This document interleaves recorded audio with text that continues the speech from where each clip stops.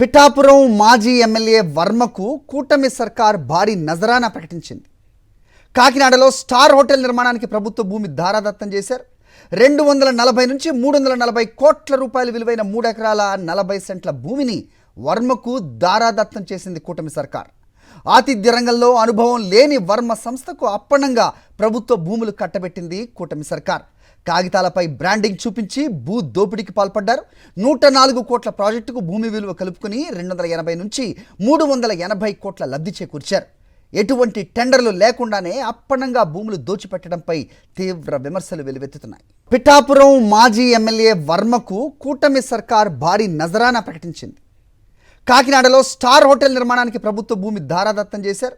240 నుంచి 340 కోట్ల రూపాయల విలువైన 3 ఎకరాల 40 సెంట్ల భూమిని వర్మకు ధారాదత్తం చేసింది కూటమి సర్కార్.